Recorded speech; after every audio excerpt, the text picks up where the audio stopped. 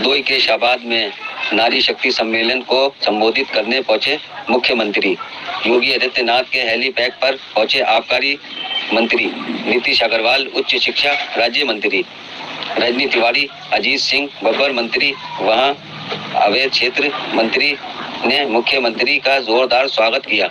मुख्यमंत्री आदित्यनाथ ने कार्यक्रम को संबोधित किया, जिसमें उन्होंने कहा, डबल इंजन की सरकार आधी आबादी को मुख्य धारा से जोड़ने का काम कर रही है। पहले योजनाएं तो बनती थीं, मगर धरातल पर नहीं दिखती थीं। डबल इंजन की सरकार ने योजनाओं को सीधे जनता तक पहुंचाने का काम किया है। इस दौरान बटन दबाकर उन्होंने 541 करोड़ योजनाओं का शिलान्यास करोड़ अर्पण किया। इस मौके पर मुख्यमंत्री ने प्रभारी मंत्री जीपीएस राठौर, मंत्री नीति अग्रवाल, मंत्री रजनी तिवारी, मंत्री राज्यसभा डॉक्टर अशोक वाजपेयी, पूर्व राज्यसभा सांसद भाजपा के नेता नरेश अग्रवाल, जिला पंचायत अध्यक्ष मेवाती पीके वर्मा, जिला अध्यक्ष अजीत सिंह बब्बर, सभी विधायक समिति पर सांसद मौजूद रहे।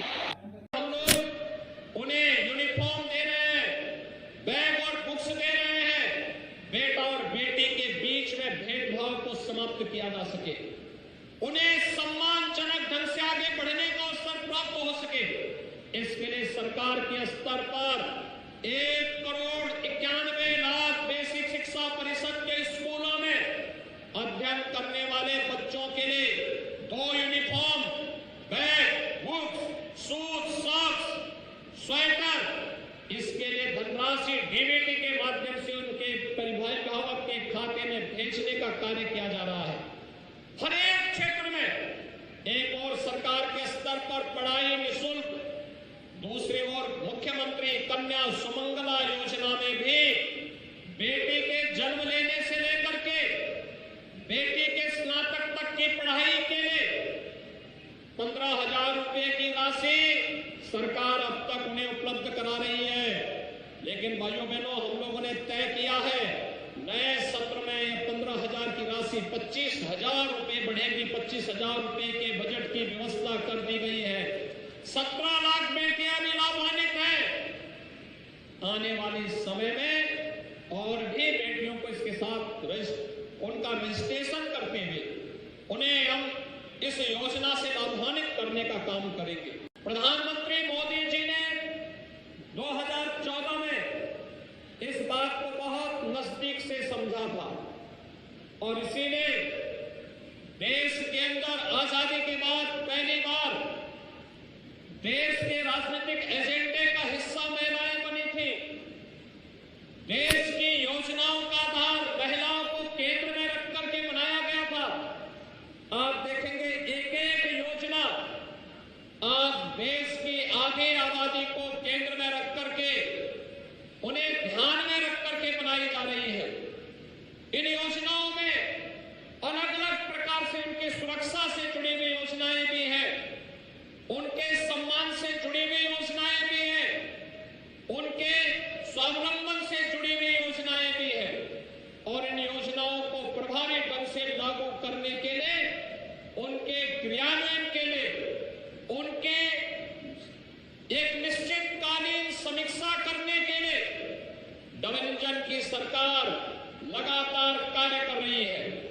आज उसी का परिणाम है कि जनधन अकाउंट से लेकर के देश के अंदर नारी गरिमा की प्रतीक बनी हुई हर घर शौचालय की योजना हो या फिर हर उस परिवार का जिसने आजादी के बाद अपने स्वयं के सिर को ढकने के लिए छत नहीं प्राप्त कर पाया था, उसे आवास देने का कार्यक्रम हो या फिर 5 लाख रुपए की स्वास्थ्य बीमा का कवर के लिए आयुष्मान भारत की योजना या फिर इन्हीं सभी कृषि क्रम को आगे बढ़ाते हुए जिन लोगों ने कभी बिजली के दर्शन नहीं किए थे, उन गांवों में विद्युत की बिजली यानी वहां तक विद्युतीकरण करना और फिर फ्री में उन परिवारों को विद्युत के कनेक्शन उपलब्ध करवाने के कार्यक्रम हो। प्रभावी ढंग से जहां ये कार्यक्रम आगे बढ़े, वहीं जीवन के प्रत्येक क्षेत्र में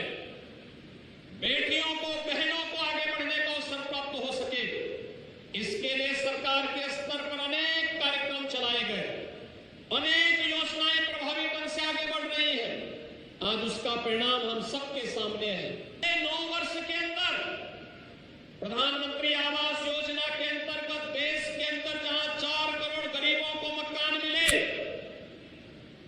प्रदेश में डबल इंजन की सरकार बनने के उपरांत अकेले हरदोई जनपद में ही 1,12,000 से अधिक परिवारों को एक आवास उपलब्ध कराने का काम भी किया गया।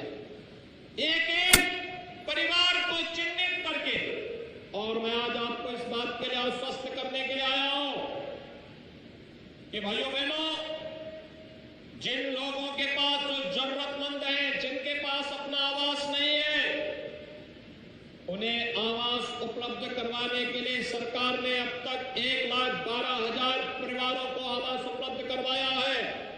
जो बचे होंगे आने वाले समय में उनका भी नंबर आएगा, उनको भी आवास की सुविधा का लाभ अवश्य प्राप्त होगा। देश में डबल इंजन की सरकार आने के बाद में जो कदम उठाए गए, आज उसके परिणाम भी हम सबके सामने हैं।